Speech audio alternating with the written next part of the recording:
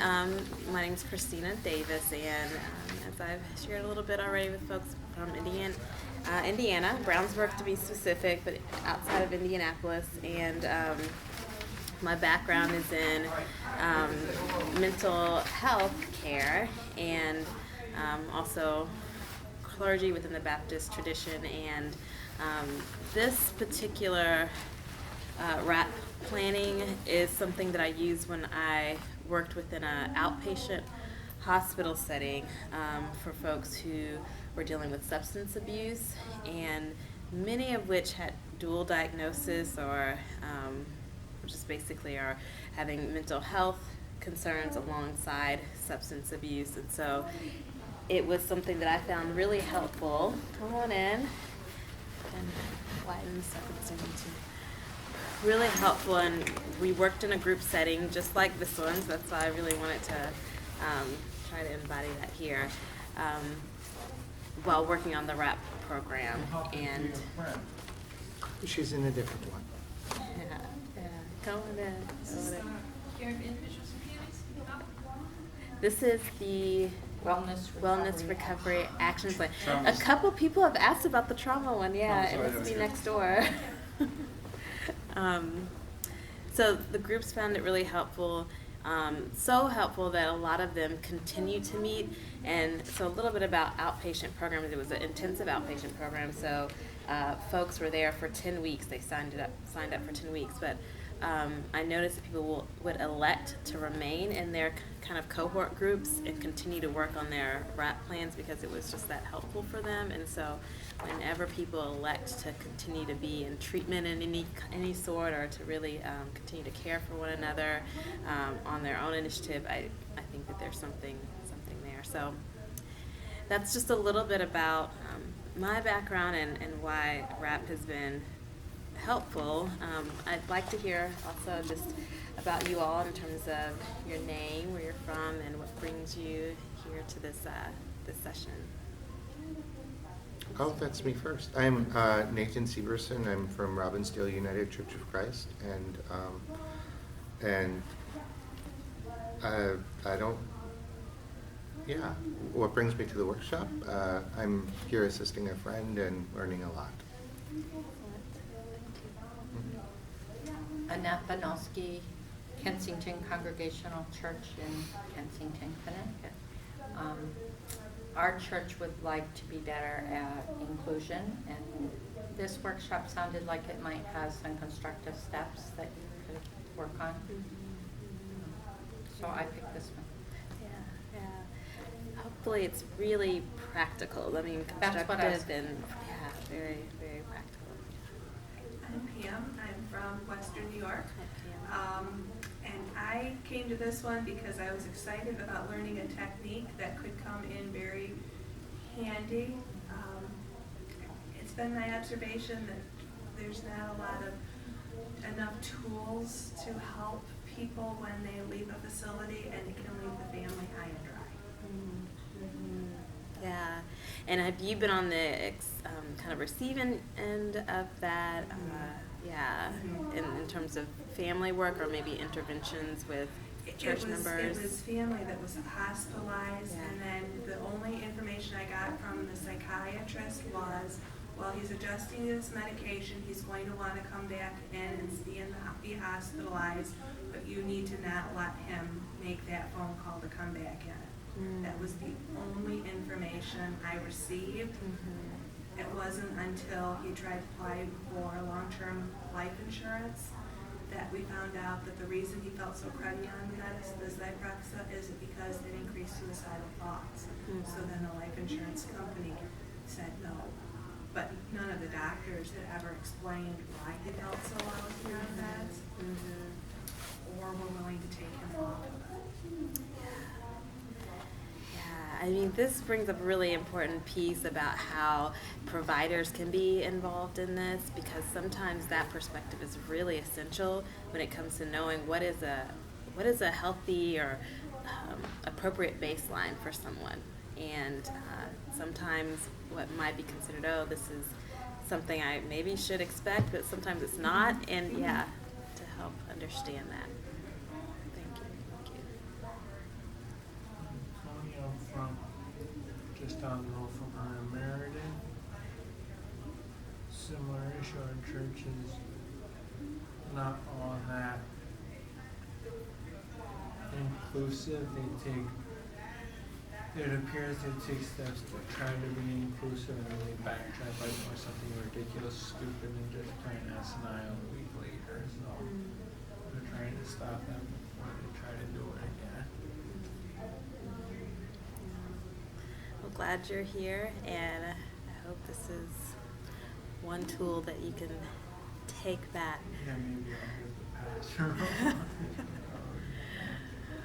Well, and you know, when we talk about churches, I discovered this while I was doing a little preparation, but there is a family W.R.A.P plan which has some really great ideas for systems, right? So how do we care for groups of people to be well? And I think the church would fall well squarely into that, so pastor included. I think that's a great thing.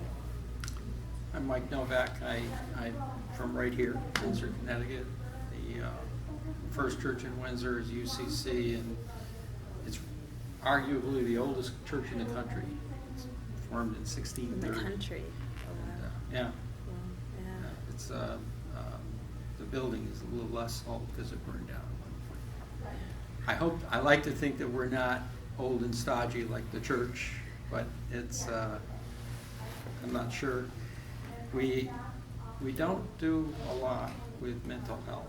In fact, we don't do I can't think of anything we do really to directly address mental health and or mental illness. And so I'm here to hear the stories and hear what people have to say about it. You have to say about W.R.A.P. But Yeah, absolutely. Yeah, I think that this, again, kind of the context in which I first used this was mental health and substance abuse, but the author of this plan, it says that it can be used with any health concern, and that includes any type of kind of physical concern, cognitive, mental health, and so on and so forth. So yeah. And hi again. I'm Ken Gilbert. I'm from Champaign, Illinois, and since we're boasting about our churches, I can boast that our church was willing to have Abraham Lincoln come and do his anti-slavery talk when the Presbyterians and the Baptists would have none of it. In which denomination again? Well, we're congregational. Yeah, we were. Congregational. That was the Congregational church, but we're UCC now. Yeah. Gotcha. I have a kind of a fun story about W.R.A.P. I'm a psychiatrist, one of those people who causes so much trouble in the world, and try to do it well. And there is an active W.R.A.P. program in our center, but I had little to do with it. I mean, other people managed that. So I'd heard about W.R.A.P., but I really didn't know much what it was. My wife and I were on a tour, and at our assigned table, Mary Ellen Copeland was there. And so I found out all about W.R.A.P., and she we got along really well. So Mary Ellen and her husband have visited our house several times, Oh, and wow. we're in email communication about this, that, and the other thing. So And she's the author of all of what I have presented here. Yeah.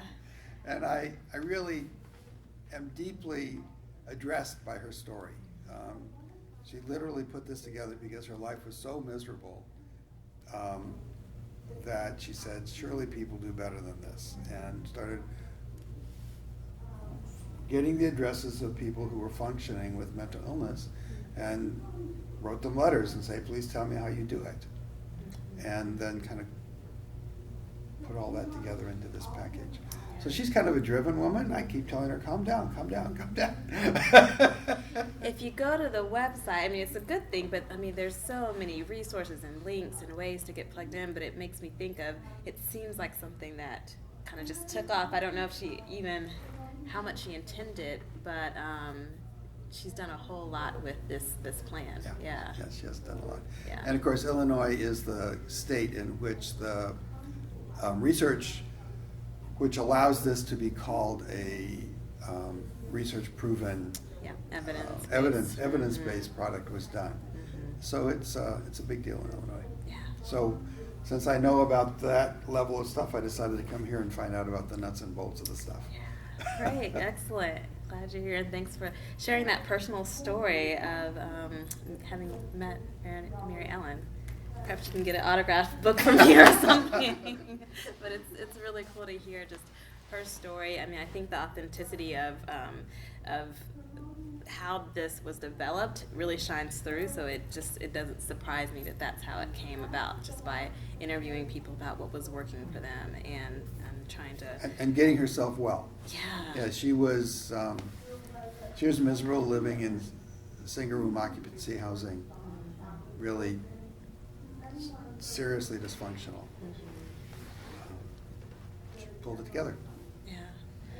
Yeah, well, and so thank you. And as Kenneth said, this is considered evidence-based practices, and so there's been research sufficient enough for someone to kind of put their stamp on that. And what I have here, I'm going to pass around, are just some handouts that just take one, but there's also something that I've downloaded from the NIH, National Institute of Health website, which is a booklet that she prepared that is free, and it's not copyrighted.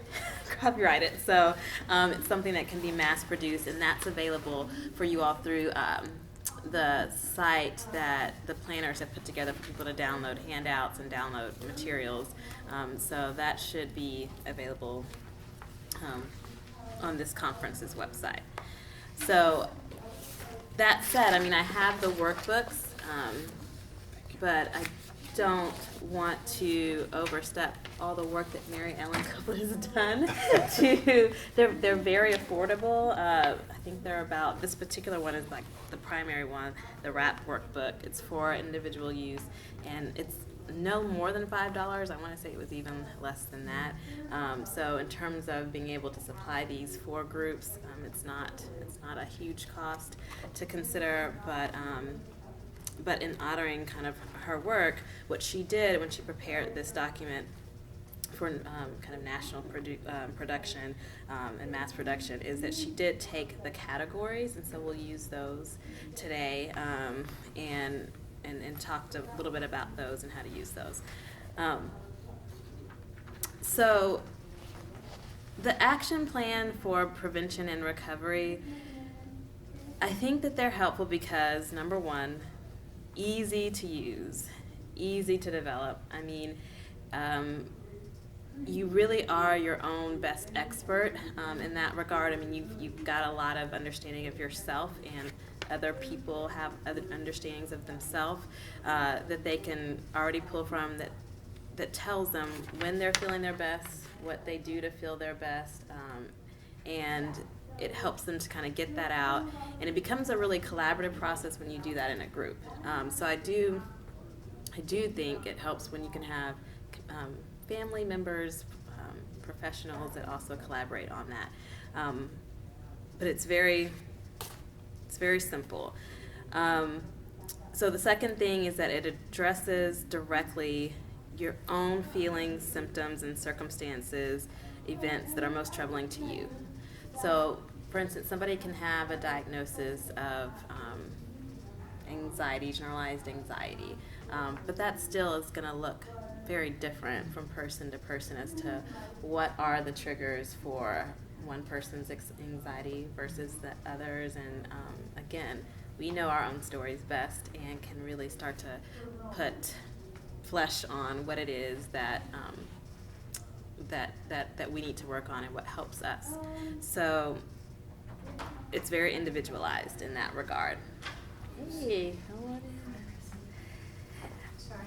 That's all right. Got a seat waiting for you. And so third, it renews a sense that you have some control over your life and the way you feel. You don't maybe have all control, but some influence over that is really important. Some of the conversations even of today have talked about this balance between acknowledging vulnerability and the importance of that, but also acknowledging agency and empowerment and where you hold your own kind of power to impact your wellness. And so this really helps to give people a sense of, I have a voice here too. I have a voice in my wellness and I have influence in my own wellness. So those are a few of the reasons why I really like it, and I think people do experience it that way. So I'm going to give kind of a general overview of the different sections, and then what I'd like to do is for us to go through it together and fill it in. So again, this is it's so generalizable. You could even think about this in terms of managing stress, for instance, right? So we all know what that's like. But what are the things that you have in your toolbox to help you kind of better manage day-to-day stress? You could think of it, I mean, even so, medical conditions like diabetes, or it could be, again, mental illness, or some other disability that needs kind of maintenance and attention. It could be for any of those things. So I want us to all fill one out for ourselves, and we can get a sense of how that collaborative process will work too. With you are able to do this with a group, and you go back to your community. So I'm going to pass these around. I'll pass one each direction. But this is the workbook that you would purchase on Mary Ellen Copeland's website. But this is probably the most basic book, but she has so many different iterations of this and or kind of specific types of WRAP programs for specific groups. And then this one I found particularly interesting because it talks about families, and I think in the life of the church, putting together WRAP plans for families is really relevant. So pass that one around this way. Okay, so the 6 components. The first starts with a wellness toolbox, and so you can just visualize a toolbox. It's really having all of what you can think of that helps you be well. And so it's multiple things, more than what you can do on a daily basis, but it's just all of the ideas that you can think of. So for example, it could be taking a 20-minute walk, making sure that you are in bed by 10 p.m. You know that helps you feel your best. It could be a meditation, eating 3 meals a day, drinking enough water, taking your prescribed medications. There are all kinds of things that help us feel our best. Singing, having a good phone conversation with a friend. So what are some other things like that you all can think of that would go in your wellness toolbox? Humor. Humor, yeah. Laughter, watching a funny movie, laughing with friends. Baking, yeah. You're a good are you a good baker? Yeah. Other people love that as well, I'm sure. They get to share in that. But yeah. Having a project. Mm-hmm. What kind of project? Kind of working with your hands, or? Right now I'm relocating the electric switches down a hallway. That keeps me in good shape. Huh, yeah. So that helps you feel well. Yeah, very good. What else? Going to the gym. Mm-hmm. Exercise. Those endorphins. Yeah. Having pets. Yes. That unconditional love and You know what, just to show up at the right time, and they're the only thing that, I mean, when I've been having a rough day and the cat just jumps up on the bed and uses me as a pillow and falls asleep purring, everything is right again. Yeah.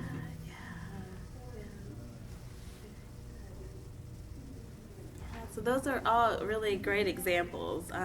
This list can get very long. I mean, literally, I tried to make it fit onto one page so that I could just hand out one page. But really, if you were to go through this with somebody, you would encourage them to have as many as you can, even if it's several pages long. And they might put it in a binder or something like that. Put it in sleeves so they can be protected, laminate it, whatever have you. But kind of a way to to have this readily available, something tangible to look at. So your wellness toolbox is first. The second is the daily maintenance plan. So that really asks, first, a description. What am I like? I'm sorry, I'm doing this part here.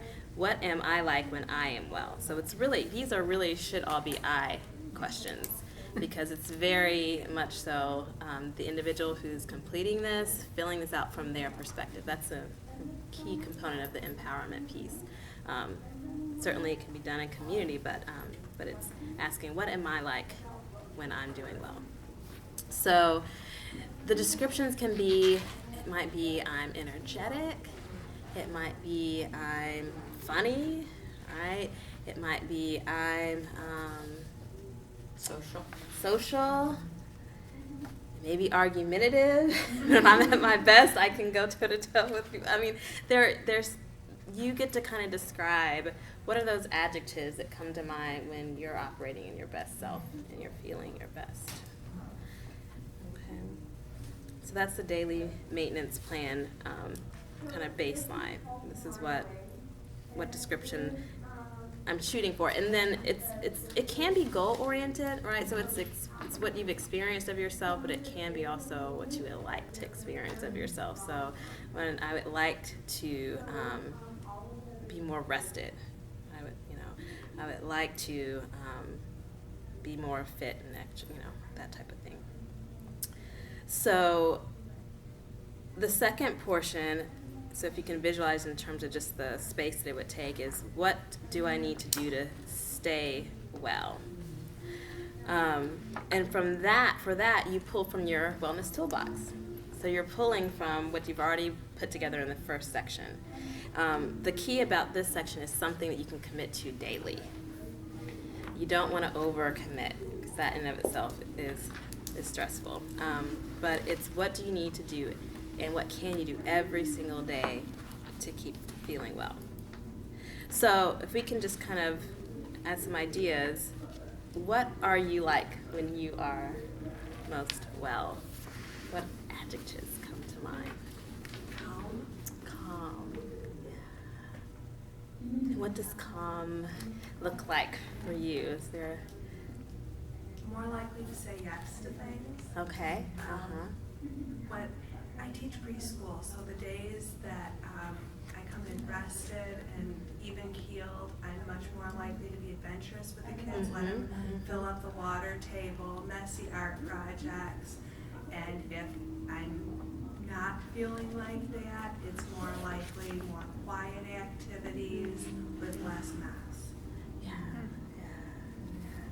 You at least want your external surround to be orderly if you're feeling kind of out of sorts. Yeah. That's a really helpful description. What do others know about themselves when they're feeling well? That's a hard question to answer because I don't notice so much when I'm feeling well. And so I end up answering it in the I'm not this or I'm not that because when I'm not well, I want to go to bed. So I guess when I am well, it never occurs to me to go to bed until it's 10 o'clock. When I'm not well, I kind of don't want to respond if somebody else is stressed, like leave me alone, I have everything that I can manage already. When I am well, I kind of have room to take in somebody else's questions.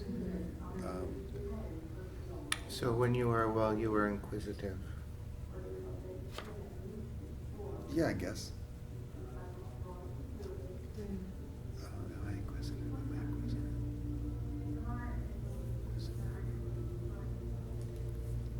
Academically, I'm really curious about things. In terms of interpersonal stuff, I'm not so inquisitive, I do that at work. When I'm at home, I just kind of want to have my own things happen. So that's an interesting piece about how you show up when you're well in different spaces. So it may be something helpful to specify at work, when I'm well, this is how I feel and look. Those are the adjectives. But I think it is particularly helpful to think about when I'm at home, when it's just me, because that's when all the kind of roles come off and the, you know, the hats come off, and, you know, and how, what are the things that describe you when you're best in that time, that moment, yeah. I can problem solve better when I'm well than when I'm not. Yeah. You can think through things, you see a array of options. I think when we get really anxious, our options look like this. Very, very few, yeah. When I'm well, I'm more apt to reach out to other people and not just keep my own space and my own company, in lots of ways. It could be with family, it could be with friends, it could be doing more at church. If you're not feeling well, you're more apt to decline those offers, or not even make overtures to put yourself in that situation. So that disconnected and withdrawn place versus reaching out and An active, social, interactive. I know it's most helpful to talk about your own self, but I have two examples I can think of that I think may help kind of expand this. I have a patient who's a professional musician, and his normal routine is to practice 3 hours a day. And you don't have to spend any long time interviewing him to find out how he is. You ask him, how many hours did you practice yesterday? And if he's well, he's practicing 3 hours a day. Any other answer than that, we got to work with it. I have another guy who's blind and in some miraculous way works as a computer technician. It's called technology, accessible technology. Well, when he's well, he can remember 6 screens. And he can remember what should be on the screen because he brought it up, and so he's sure it's there. And he can bring up other screens, and he can get back to those screens. And when he's starting to be ill, all that gets jumbled, and he can't keep track of that anymore. Well, So you know he's. what's on the screen if you haven't seen it. I don't understand that, but he does. No. If he's seen the screen, he knows what's on it. If you're not in the cyber office, you don't know what's on the screen, so you can't really evaluate on that. He's never seen a screen, but he's done enough technical training that he knows what should be on the screen when he's done these 3 things. But do you is the question. Rarely. But I can trust him if he says, no, I can't keep track of screens today. That means we gotta change his meds. So for some people, this is really very specific. Oh yeah. I mean, I hear you. Those are really great examples, and I hear you lifting up 2 things. One is that other people who know you might be able to weigh in on things that you maybe haven't thought of. So while it's individualized and it really does, you know, ask the person to speak about their own experience of themselves, I think it's really helpful also to hear about what other people observe and to have the person incorporate that in this. So I'm not sure to what extent they're aware of the things that you picked up on as their psychiatrist, but they're good things to be aware of for them to help also internalize some of that self-evaluation of how well they're doing, how well, the signs. They're very well. They're very keyed into it. Yeah. Good. And then the second thing that I think is really helpful is that once this is put together, that you make copies of it for folks. You're a support system so that people do know, if they didn't before, to ask just those questions, right? To be able to know exactly what to look for, and it makes it very, very concrete because it often is. As mom told me, for the job that I'm looking for, you have to be the lowest of the low, because one slip could kill thousands of people. I want to be one of those people that works in Southern California at the cyber office and pings radios everything coming into and out of the country to see which one was threatening and which one doesn't. I said, you get one thing wrong, you kill lots of people. You said, do you want to do that job? I said, you get one thing wrong, that plane going down. Ooh, just a lot of responsibility. We all have different graces, because that would be nerve-wracking. Yeah. That's exciting. Well, so that's a good piece about what it's like when folks are well. Now, again, the second part B is pulling from one's wellness toolbox to understand how doing those things every day helps you to stay well, to maintain. So the next section is talking about triggers. Does anybody kind of know how to describe what a trigger is and what that word means? I use trigger to explain that that's what sets someone off. That's the thing that upsets them and can start the stress response or the doubt or the despair. Mm-hmm. Yeah, that thing. So that kind of person, place, sound, event, something that can start that domino effect. Yeah. So what would be examples then of triggers? Could be meeting someone that reminds you of a painful moment or a person that you have a painful relationship with. Kind of that deflection moment. That could be a trigger back to that, whether it was trauma or it could just be a bad argument, whatever it might have been. But somebody that you might encounter someone that reminds you of that moment and sets you into a place within yourself. Yeah, they might remind you. It may not be that person, doesn't have to be, but maybe something the way they said something. With PTSD, it could literally be smells. It can literally be some other kind of element in the environment that sends you back to the trauma itself. Yeah. Good example. Sometimes triggers can also be time of day even, or time of the year. So if you think about seasonal affect disorder, right? That just literally kind of the time of year.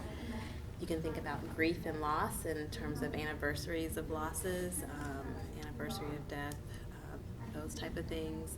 So being aware of those type of triggers. When working, Dementia has triggers later in the day. Mm-hmm. They're more apt to have difficult behaviors than they do earlier in the day. Mm-hmm. Sundowning.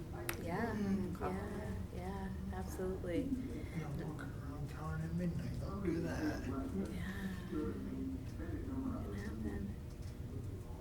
I think also with folks with substance abuse, sometimes it can be the time of day, and the evening reminded me of that, but the time of day where the use was highest, so happy hour around that time. I mean, it could be to the dot even, but just the memory, and that I think that our brains really do have, and our bodies really do have that memory, that around 5 o'clock, it's almost as if the chemicals can start to fire in similar ways, right? Preempting what the body was used to doing and using, even if you haven't used it, right? So, there's some physiological components to triggers as well. Yeah. It's a trigger for me if I do something nice for someone and they don't seem to adequately appreciate it.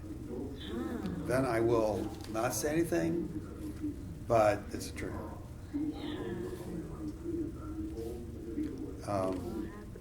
And it's a really odd thing because, it's not like you think everyone around you should be constantly counting favors, but I have to admit that is an irritant for me. We like to be appreciated. And Yeah. have what we do be appreciated. Yeah. I find family dynamics are often triggers in a lot of different ways. And for different ways for different people in that family. Mm-hmm. I have an elderly mother And I find that I trigger her because she has some early dementia issues, and in trying to get her to do things maybe in a more organized way, she feels that I'm directing her, you know, and she doesn't want to be directed, so that triggers her to be upset. And then her upset triggers me. you. So it's not always a Trigger- good dynamic, Yeah. and it's hard to know how to step around that. I find diversionary people who aren't directly related help. Like my husband isn't directly related, so he can deal with her much more easily than I can. She and I push each other's buttons much more easily than he as a non-direct family member Yeah. does. Yeah, I think the who question is really important, and it gets in this individual plan, gets into it in terms of the crisis planning about who are the supporters, but I think that the family WRAP plan too is helpful for those family dynamics. I mean, I could imagine that it gets into what dynamics are saying that there's a problem here and we need to address it. And it's what are hard those when ways to a address person who's been a supporter, my mother, Yeah. for many years, now is the needy person who needs this support. To sort of switch those roles around is not easy. Sure, it's a lot of grief and loss for her, changing roles, and yeah, a lot of resistance that you receive. Aggravation and annoyance. Resistance, annoyance, yeah, same thing. But yeah, certainly. So with the triggers, it's once you're aware of the triggers, and like I said, this is very condensed.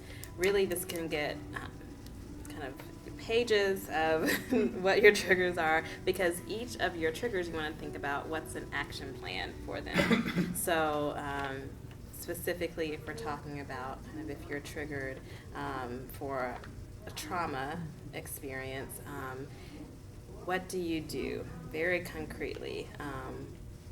Do you call someone? Is that the best way to address it? Do you make sure that you are in a safe place, and kind of is there a meditation or a mantra that you can say to yourself to remind you that you're in a safe place? Of course, to make sure you're in a safe place first is important. If you know that part of that trigger is a particular environmental piece, you know, are there ways to counteract that environment, whether it be a sensory experience of a different sound, a different smell, a different what have you. So really thinking specifically about each trigger and what is the action plan for that trigger. If it's annoyance, what helps you to come out of the annoyance of not being appreciated? I mean, there's specific questions for each trigger. Can I pop in? Absolutely. I think there absolutely are people for whom there are real triggers in the sense that you think this happens and then that happens, like pulling the trigger causes the gun to explode. But I think in my life, it's more helpful to use the word irritants. I can deal with a little pollen in the air. But when there's 5 kinds of pollen all at once, I'm a mess. And I think all of us, if you think of trigger in the sense of something happens and I always respond this way, you miss a whole lot of stuff that's actually going on. I think that to think in terms of cumulative annoyance or cumulative irritants during the day is actually more what I experience, because I rarely blow up at someone when there's been an irritant, but 5 irritants on top of each other, and I say things that I shouldn't. I wondered, excuse me, I wondered too if some of that is related and dependent on doing the daily maintenance and how well that's done. Because for myself, I find that if I do the things I know that I need to do to stay well every day, then I'm more able to respond positively to the irritants or the triggers. And when I slack off and I don't do those things daily, then I'm less able. And I respond to triggers in a different way. So I wonder if that's part of what's kind of underlying this as well. It's Yeah. kind of cumulative. Absolutely. The plan itself is on the premise that it is a cumulative type of process for how we break down, right? So it really says how once we get to that crisis or breaking point, it doesn't happen typically in an instance. That the premise is that there is a cumulative effect that starts way back at did you do your daily kind of maintenance things that put you in the best position to tolerate All the irritants. all the irritants that you're going to face. There are irritants in the world. You gotta deal with They that. will be there waiting for you. Deal with it. So, yeah. But what puts you in the best condition to manage those? And was there an irritant around irritant number 2 or 3 that there could have been a response to, maybe, that could have helped diffuse some of the buildup before it blew up? So there is this sense of acknowledgement that things are progressive, and how can we be attentive to the foundation, and when we start to notice things, kind of continuing to diffuse it so it doesn't pop. Maybe the responding or noticing the irritant is the beginning of a sign of a trigger to come. I didn't say that very clearly, but it made sense in my mind that noticing that I'm getting irritated about something, some little thing, might be a sign to step back and breathe a little bit before it becomes a trigger, before it goes further. Yeah, this is absolutely. And we're still in the early kind of stages, so to speak, right? So triggers really do include what we would consider, annoyances and frustrations and anxiety-producing situations, because those are such that if you can catch it when it's a trigger, you're still doing really well. The next stage is early warning signs, and I'm gonna read a few. She gives some great examples, and again, this packet that she has, I've downloaded for the conference so that you all can access this. But she gives some examples of triggers, like spending too much time alone could be a trigger level. Experience physical illness, so really starting to feel literally sick over just not. I mean, it could mean that your immune system is lowered because you've just been overdoing it. A trigger could be being yelled at, which kind of reminds me of your comment, Monica. Certain smells, tastes, noises, being judged, criticized, teased, or put down. Those experiences can be particularly triggering for folks. Family friction, she has that on here. A frightening event in the news. So if there's been a particularly, if you've been involved in a natural disaster, for instance, I mean, it can just be that seeing something like that on the news can trigger feelings of fear and or distress, or any other type of life-threatening situation. So examples she gives of action plans for triggers. Number 1, make sure I do everything on my maintenance list. All right, so it asks you to go back to the basics. Have I done things to just do the maintenance? Calling a support person to ask them to listen to you. Do a half an hour relaxation exercise. Exercise on a stationary bike. Pray. Right? So knowing which ones also help you most with which triggers. Okay. All right, so as we progress here, we're getting into early warning signs, and it asks, what are my signs that things are starting to kind of get beyond just being triggered, but get more difficult to handle. You know you're not feeling quite right, and one of the signs is that typically you notice you're not doing the things in the daily maintenance phase, that's clear kind of warning signs. That's where it starts, right? So what other things might you notice about your habits that have changed and or are different? So examples might be feeling more anxious more often, or something like that. What other examples? Getting more headaches. Yeah. So it starts to physically show up. Yeah. I get snarly. Mm. I'm wondering again, what does that look like for you, Pam? I'm just curious. Yeah. I will have sharper responses, and I will lean more on my Irish roots than the Canadian roots. Mm-hmm. It just seems like if somebody says something, it's just going to be a sharper response.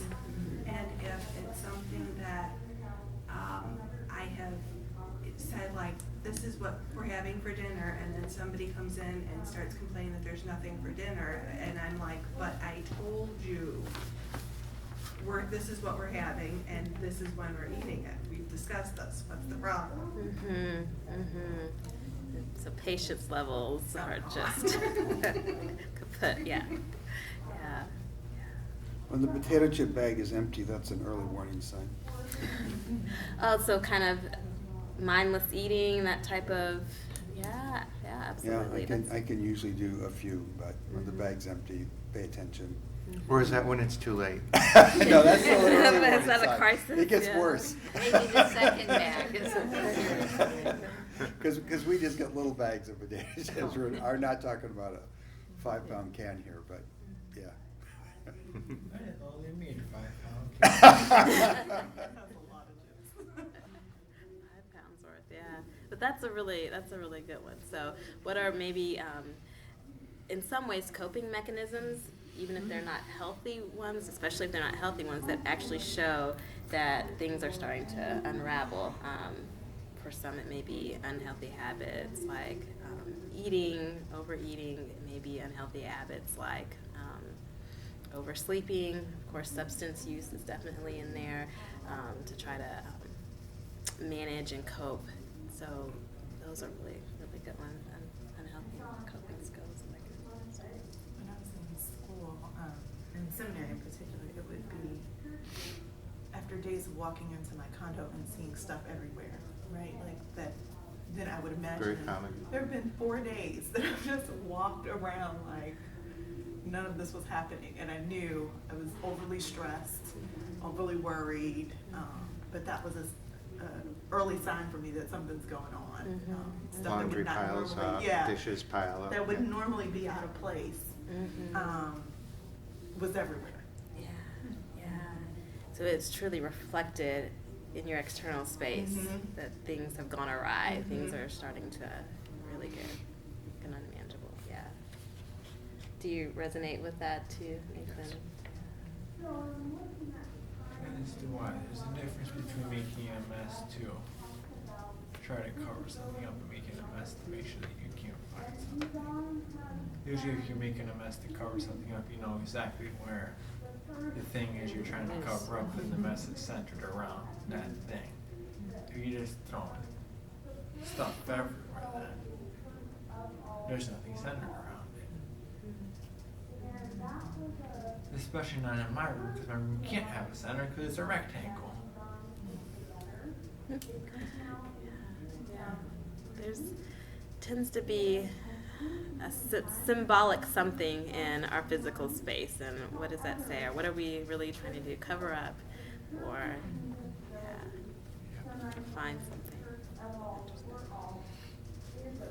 Yeah. So, this is another opportunity to ask those around you, right? How do I show up in, whether it be a friendship or a spouse, right? Or it could be somebody who knows you well. It has to be somebody who knows you well that sometimes can really, because I think even as you were sharing, sometimes it's very common to withdraw when it comes to these early warning signs, and so it is helpful to hear from people who kind of see you anyway, that you may not always be able to withdraw from or don't always withdraw from, to help you even see kind of in the mirror what are the signs that happen around this stage. So a few examples of how to deal with early warning signs that she gives is, it's no surprise. What would be the number one? Sleep. It's, yeah, basically, but it's kind of going back to the fundamentals. Oh. Going back to your daily maintenance plan. Starting at that point. So it may not just be calling a friend, but it may be calling a counselor or a therapist and kind of getting into something a little bit more formal than just kind of even asking for advice. Peer counsel. So we've got NAMI, who's set up as a vendor out there, but peer support, so folks who understand what it is, whether it be a particular mental health concern or a particular disability, a particular health concern, but having peers that really understand and can kind of get it and see through even the ways that you might be defended around it, but being in consultation with peers. So those are some examples. Any others that you all had that come to mind when you start to notice things breaking down? This is a really important opportunity, the early warning signs, because it's still early, right? But to start to make some more intentional effort to address those. Because the next phase is when things are breaking down, right? So it's really progressing here. So you've avoided, those you're working with have avoided to go back to the daily maintenance plan. Typically there's some avoidance of maybe acknowledging that things are progressing, and so they continue to progress. So when things are breaking down, some signs might be feeling very needy, sleeping all the time, substance abusing, so not just, maybe as a coping mechanism, but really abusing. It may be wanting to be totally alone, so really the withdrawal has reached to another level of just isolation, taking anger out on others. So you might start to hear that kind of blowing up, kind of popping of your anger, not just the irritated, not just the frustrated, but just you're starting to take those things out on others. So what are some of the signs that you all think of? Well, there's always something else to look at on the web. You can web surf forever. And I'm not on Facebook, but I'm very clear that you could spend 1,000 hours on Facebook and not attend to every message that is there. And so when you are exceeding what you know to be your balanced thing, even though you're not offending anyone, you're just surfing the web, what's wrong with that? But that's not what you're supposed to be doing. Something's wrong. So it sounds like even just this ability or this desire to check out and just kind of numb to the rest of the world by going on Facebook. For some it might be gaming or some other type of something to check out for more than what's your usual. Anybody else identify with that?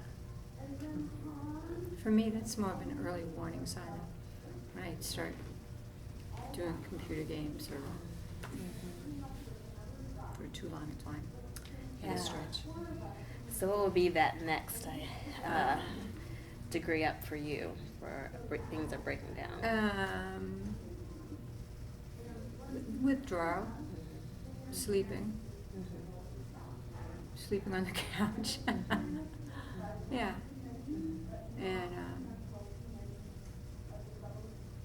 a feeling of anger, not so much expressing anger, but feeling angry.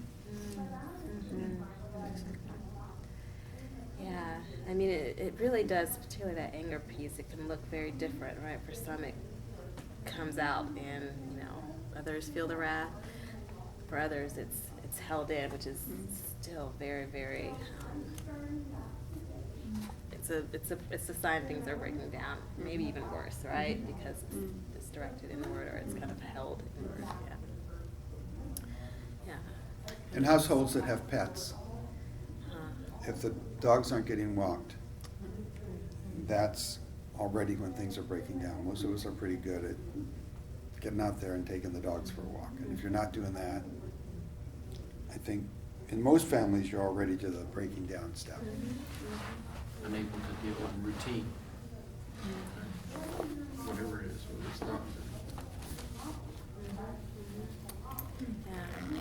So things that typically day to day you just kind of go through, maybe even autopilot, but when things are breaking down, everything is just kind of not happening.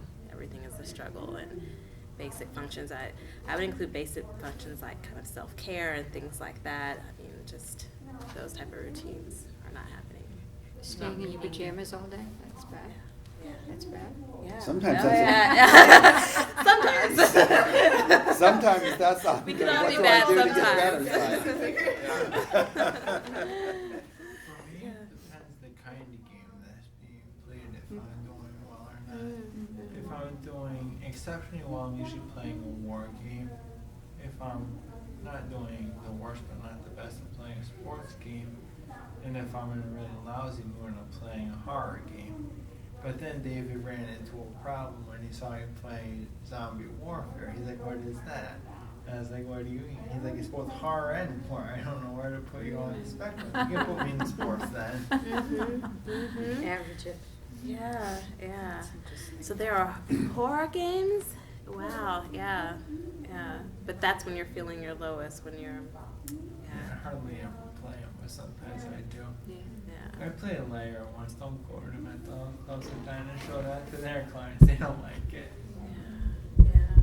So, and this person, David, is that someone? He's a fellow gamer, but he Okay. hardly ever goes online. You have to go to his house to play. Okay. He's not Well, that's like kind of me. cool. He has the Xbox, but as he's getting a computer, nope. Why not? Too easy to hack. Yeah. Yeah. And it seems to me that there's something relational that he is able to do with not having that, right? So people have to come over to play games instead of Oh, do that virtually. Yeah.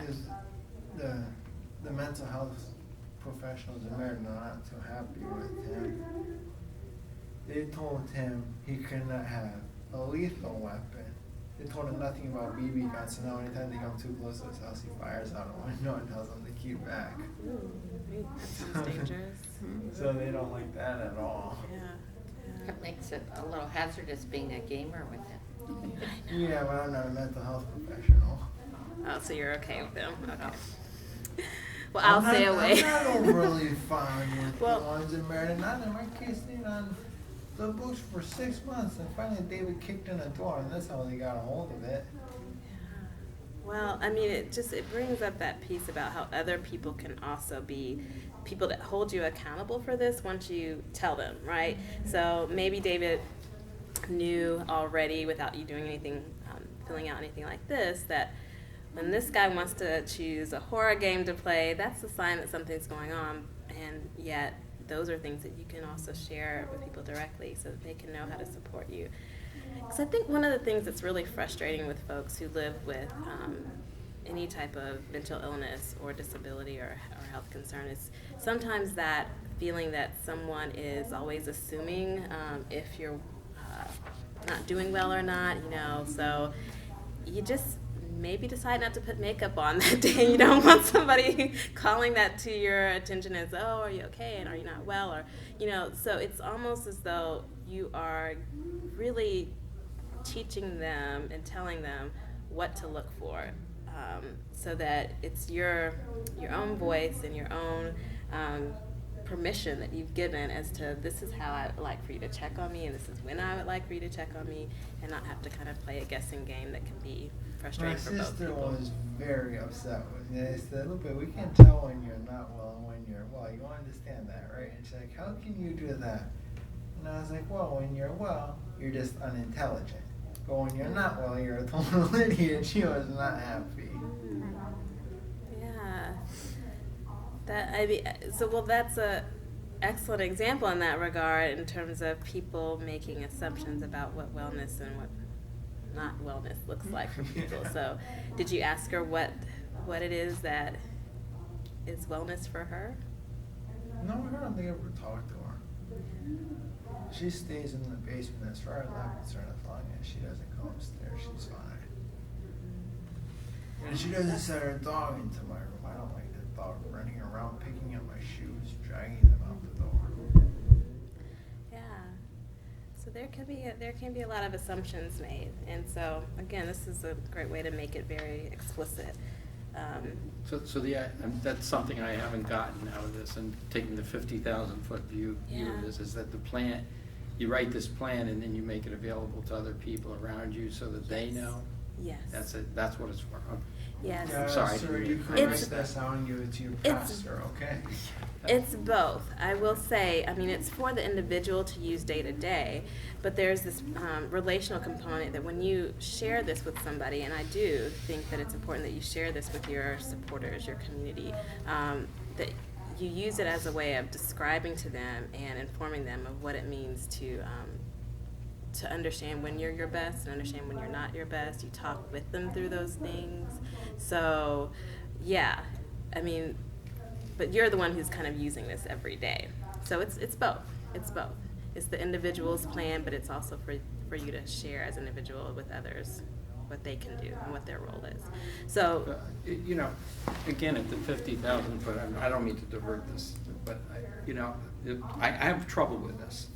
And the trouble I have is I'm an engineer. And this is an engineer's plan for personal management to me.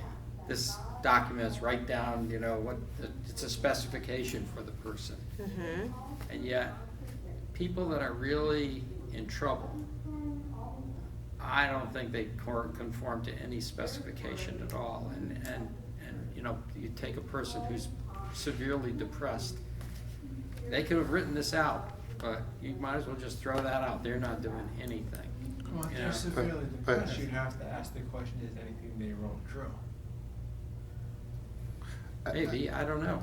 I mean, I don't know how far you can get with this plan being effective for your own self. Now, when you said taking this plan and giving it to somebody else who they can monitor you and say, okay, we know what this person is. They've already told us that, when they get to this level, that's where they are. That's to me the right use for it. But it strikes me at some point this plan becomes ineffective. For the individual. Exactly. individual. That's Right. exactly, I think, what Mary Ellen would say is that at some point an individual would not be able to enact this plan. That if they go through these progressive steps and they're at the crisis piece, their role is actually very, very minimal. It really does put the role of the supporters into the front seat. But were you going to say something in response, Nathan? Well, I see this as almost levels of intervention, having worked in an educational world. When you know what healthy functioning is, you know what that looks like, and you know what irritants are happening, you can do things to counteract those. And if that doesn't work and you go to the next step of, you're in the early warning signs of a pre-crisis, right? Then you know that you have steps that you can follow to counteract that may or may not work. And the people around you will be helping you diagnose that and monitor that, right? And then when really things start breaking down, you know what that looks like. You have an action plan. At that point, you're probably not going to be, as you said, very able to follow through with much as things are breaking down, but the people around you are, and there is some healing aspect of that relationship that can put things right again. May not necessarily do that.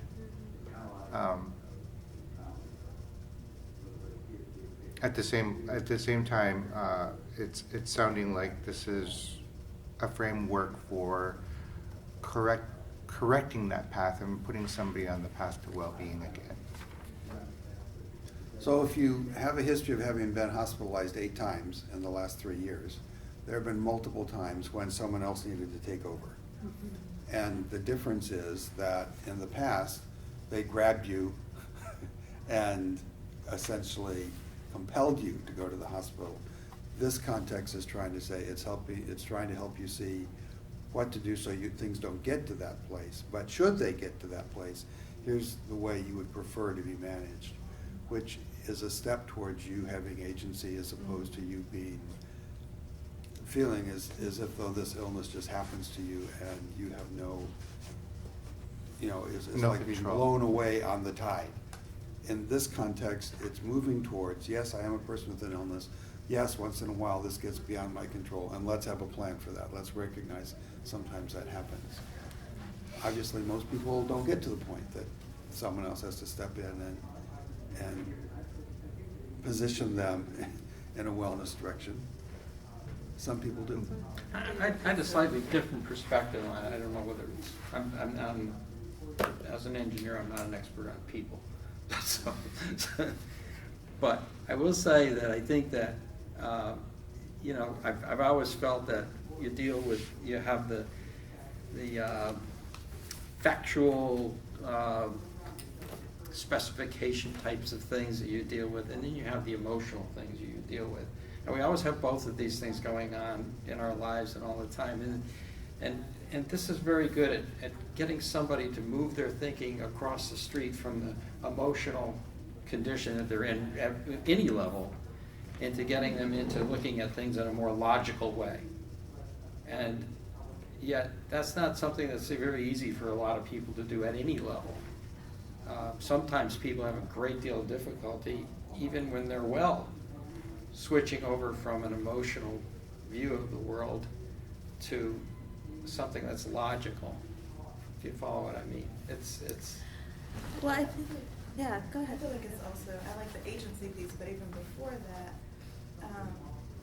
this can be a tool of a practice of self-awareness, right? So there are things that even as we've talked about in here and kind of thinking about, okay, what are these behaviors that I may not have attributed to the stress in my life before, but now that I can kind of look back over a couple times that it's happened, what's the common denominator, right? And so now I know, oh, that's a trigger for my stress, or that's a sign that I've moved into a different space, but I have something a little more concrete to be able to go back to that I've named, hopefully when I was in a healthy place, Yeah, that's the to key. point to, right? And then I can have that agency to say, here's how I can move out, or here's how I need Pam to help me move out of that space.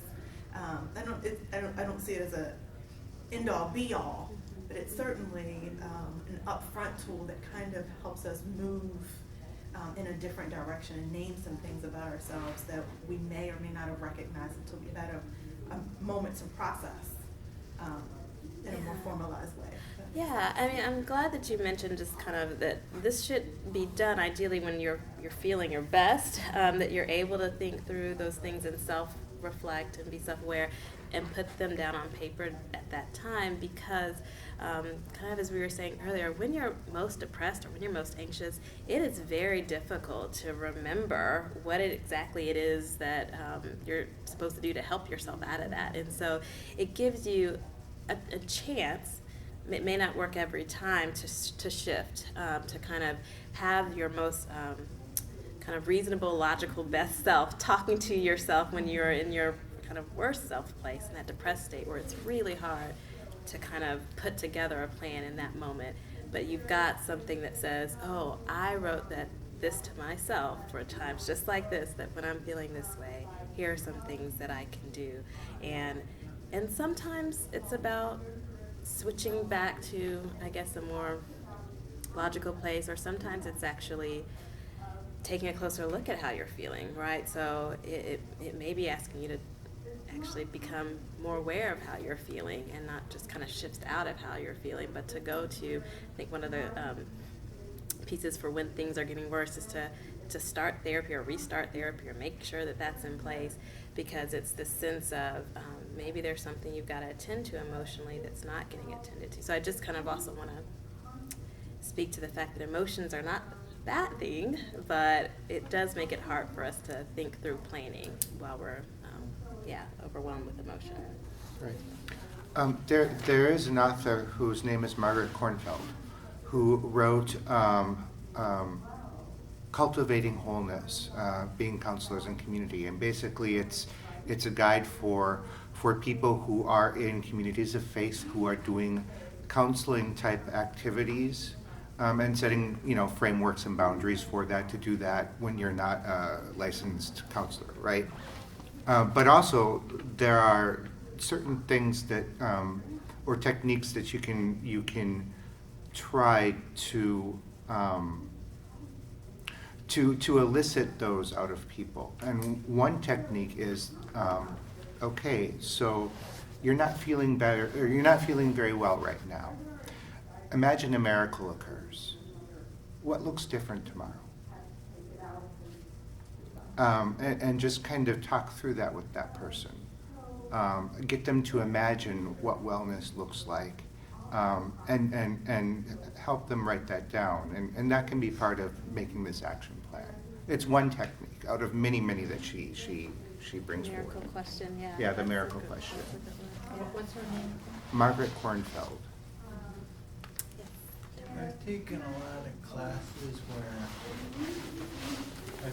well, first of all, you should all know I'm a cybersecurity major with a minor in political science, so that's not the best thing to major in today's market. Needless to say, I'm more with them where it's hard to switch from the emotional to the logical state of mind. Sure, you could do it if you didn't have a lot of people that were dying every day at your disposal because you were switching it so quickly. There comes a time when you do have to switch the two, but you don't want to do it on the fly. You don't want to do it over a long period of time either. Negotiating right now in Russia, probably the worst thing that could be going on in Washington right now.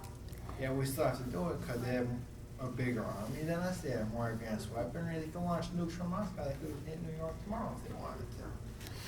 I think the emotional and the rational work really well together, and I think we need both. I do. I think both. Do you have a? I just wanted to give you a time check. Yeah. We have about 13 minutes before we have to go to our next. Well, let's go through the rest of this plan then. I do appreciate the questions and the feedback about kind of how relevant and how workable it seems. I definitely think that it's something that some people find really, really helpful, and yet it may not be very helpful for some people, and so I definitely hold that out there. So the last stage is the crisis planning stage. This is when, there is this progression between things that you can do for yourself, but you will see as you go through that really there should be other people involved increasingly throughout this. And when you get to the crisis plan, it really is about identifying, it's like an advance directive, right? When we think about an advance directive, when you can't speak for yourself, what are your wishes? And while we mostly think about that in a very literal sense in a hospital setting where... living well? Yes, yeah. We think about it in that literal sense where, okay, if I'm unconscious, if I can't speak for myself. But if we think about it when it comes to mental illness or any other type of condition where you're not thinking as rationally and you're not your best self to make choices for yourself, you can speak for yourself as to what you want done, okay, and that you have assigned and identified people who you would like to do that. So this crisis plan is really the piece that you would kind of use in some ways to focus on when you're talking to others about what to look for, when you're sharing this W.R.A.P plan with others. But it tells them what I'm like when I'm well, so you give them that piece. Then it tells... That's what we answered back in the daily maintenance plan. Mhm. It's the same. It's the same thing, yep. It's Don't you really just- want to know what I'm like when I'm not well? Yep, that's the very next one, right? Okay. The signs of the- There you go. Right. So you're kind of transcribing that piece, this last section. Signs others need to take over. So that's what you're really hoping that people will be able to look out for. And again, this is all within your own initiative. It's not that same kind of, I mean, what can feel violent to people, even when you are trying to help, because it's not what they asked for, maybe not how they would like to be helped. But this gives them that ability to say, these are the signs I want you to look for when you need to take over. Who are the supporters? So both the names and contact information. This might be a combination of friends, family members, and professionals. So healthcare providers. So again, naming specific people that person trusts and or prefers, they've had a history with, maybe have been in treatment before. The type of treatment, so if there's a particular facility, right? I mean, even those things to have choice in. Sometimes when people are when you call 911, if there's a crisis, if somebody's in a really rough place, typically they're just going to take them to the closest hospital and treatment facility, and wherever that is. But again, this gives some ability to have agency for the person that says, I prefer to go to that hospital and not that hospital. I know the people there. I've been there before. They've got my records already on file. I mean, really there's a lot of wisdom in being able to choose that place that works best. What you need from others. So some specific pieces about what roles do I want people to play. Do I want somebody to make sure that my dogs are taken care of and walked in? Do I want somebody to, is there a coworker that might be able to help you out when it comes to communicating time needed off? I mean, it could be very specific about what roles you're inviting people to play in your own life. And then finally, the last one is recognizing recovery. So it's kind of full circle. In other words, when are you okay with people backing off, right? So this is how you know that I am okay again, and you don't kind of need to continue in the crisis response mode. So that's kind of the advanced directive that you would give for folks. I think that I'm going to give a few examples from her. I was going to give also us a little time to fill these out for ourselves and share, although some of you might have already done that. So we can just kind of talk about maybe some of the things you've already reflected on. But some of the examples for symptoms that you're in crisis mode or a person is in crisis mode might be being unable to recognize or correctly identify friends and family. Right? So that's a clear sign. Uncontrollable pacing, inability to sit still. It's a sign that things are in crisis. Personal hygiene has been neglected for a certain amount of days, and you can even kind of specify that many days. Have not cooked, not done housework for a specific amount of days, right? So this can get very specific of what people can look for. Well, you know that's not gonna happen too long because you're gonna live so long without eating. That's right. And so unless somebody steps in, there may be this kind of neglect that eventually would never get addressed. Yeah. So displaying abusive, destructive, or violent behavior towards self or others or property, refusing to eat or drink. So these are things, again, it could be specific to the person. Any other things that maybe you've seen, experienced, that could be added to that crisis mode for somebody that's assigned. No sleeping for an extended period of time, Mhm. longer than 3 days, I would say. But Oh, yeah. Yeah. Which I think that insomnia could be associated with quite a few things. A manic kind of mode, or really depressed even. So, Well, obviously, having suicidal thoughts. yeah. Sure. Now, some of these things, though, are things that if they occurred if a person exhibited some things like suicidal thoughts or aggression toward others, could sort of automatically and legally end them up in the hospital. Yeah. Others, though, like not sleeping, not eating, Yeah. pacing, messy room, they may be signs of a crisis, Yeah. but not necessarily enough to have someone be committed to a hospital, which is where they might want to be. So so it's sort of that question of how do you help how do you help someone get the help they need when they might not want it? Yeah. That's a really It's the age-old important question. Oh, yeah. Oh, yeah. And even with this written document, I mean, it's not legally binding, No. I would assume. No. I mean, it can be seen as a covenant, right? Right. So there is the sense of if somebody has filled out one of these and they're going over it with you as a supporter, to speak of it as this is an agreement, a covenant that we're making with one another, and to really recognize that when times are really rough, it's very likely that you're not going to want to do these things, but we're going to covenant with one another. One, that I will do them. It's really easy to break a covenant, just rework it. Well, I understand. I mean, Right, but it's that's to a good- say, yeah, it's to say that to it's take not it a. seriously Mhm. as you're writing it up. It It's helps. not a It solitary thing. Yes, covenants can always be renegotiated, but that's where the relationship comes in, where you're continually in the relationship with the person through this down cycle or process. Not like this guy, I don't want to be binded by somebody by some emotional bond. I don't even know who they are. So, Question. With the component of taking it seriously, if the person in question is taking it seriously, but their medical professionals are not taking it seriously, such as the lack of sleep, what's the next step? How can one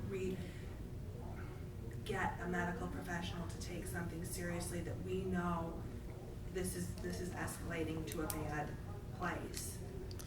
Yeah, I mean, again, this is kind of best case scenario, because I recognize that sometimes there's resistances coming from all different directions, Yeah. but best case scenario would be to get the medical providers in on what this crisis plan is and agreeing to it beforehand so that everybody's on the same page of what criteria is for someone to get this additional help. And when it comes to kind of being admitted, and there are some things around that you can't control on both fronts, right? So the Right. person's Right. resistance and Right. agreeance to that, unless they are self-harming or sometimes going to harm someone else, sometimes it is hard to say they've got to go to the hospital if they're refusing. They have the right to refuse. Right. I can see your point. This would be very useful to a classroom teacher. And I just don't know, do they use this a lot in classrooms, or are there legal issues with using So something? like kind of public Oh. school, just Yeah, generally public schools, speaking. yeah. I don't know, but I think that it can really be something that for any type of, whether it be behavioral change, I can Yeah. really see it, something that's Yeah. goal-oriented Yeah. toward any For type every of. kid. You Yeah. would probably be working with your school social worker at that point. When I brought up education, I was thinking about you use interventions when a kid hasn't learned something, or when a kid is acting out in a certain way, and you go through different steps of interventions. And it can either be educational or behavioral interventions to put them back into the target place that's good for them. So, And so they would use something sort of similar. I mean, Yeah. it'd be a written plan that would identify Mhm. similar kinds of things for the child. It seems like it's worth saying that when a person is in a mess, they have trouble figuring out alternative strategies. And one of the things that the helper does is help them figure out alternative strategies. So you can't get in the hospital because not sleeping for 3 nights is not a reason that Medicaid will pay for a hospital stay. So what other Maybe strategies causes can we not put in sleeping. place? Mhm. And often there's a friend who says, you know, it'd be fine for you to come over to my place, you'll be safe here. I don't mind staying up all night if that's what we need to do. You just talk about other options. Yeah. And help the person not get locked into this one thing that I thought was gonna happen. I can't make this happen, so rather than getting more and more frantic, which makes it worse, the people who you trust help you look at it, you know, like other ways. I feel awkward saying this, but it seems to me like it's relevant since we're talking about people ending up in the hospital. Half of the women admitted to hospital start their period the next day. It is very surprising how often, if you can just help a woman be safe for another 24 hours, things will be better. And sometimes that's all you need to do. So why don't you come over to my house? Things will look better tomorrow. Can I come over and stay with you for the day? Why don't I take care of the kids? So starting the period is a sign that they're doing better? Is that how Almost you're- always, as soon as they start the period, they're feeling better. Huh. Your As- hormones change. Yeah, and estrogen protects women from Physiologically, psychosis. it's a yeah. Yeah. Yeah. Well, I mean, I really do think that the point about having alternatives is really, really key. So being able to be very creative about what, if it's not feasible for one reason or another to get someone into the hospital, there are, a whole lot of other options to be able to outline. And that could be in that space of treatments, right? Treatments don't have to be formal hospital treatment, but it can actually be support groups and/or, And increasingly, there are non-hospital crisis units that you can go to. And they're safe, they have people around who you can talk to, somebody's up all night, and it's a much better choice for a lot of folks than to be in a full-blown hospital and all that stuff. Actually, the reason why I came to this workshop and wanted to hear about this plan is because I'm close to someone who goes through crisis periodically, a little more frequently these days. But he does not want to be hospitalized. And so I was looking for a way to help him plan and put it down on paper and saying, what are the alternatives? And I think this will be very useful in that sense. Are non-hospital treatment centers covered by insurance? Pretty often they are. And because hospital costs this much, crisis unit costs this much. It makes sense that it should be, but it isn't always that way in the system. Yeah.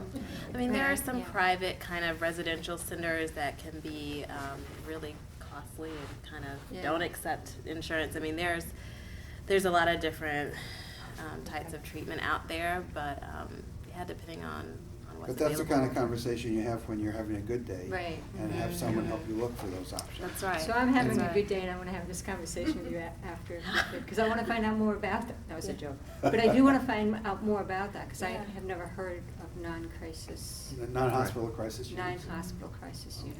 Okay. Yeah, when we don't And I- have I- Hartford on, whatever So I- it is, East Grand Ave or whatever. Well, I want to Just just more information. thank you all for a wonderful kind of group process as we talked about this W.R.A.P plan. I do hope that it is a tool, as a resource.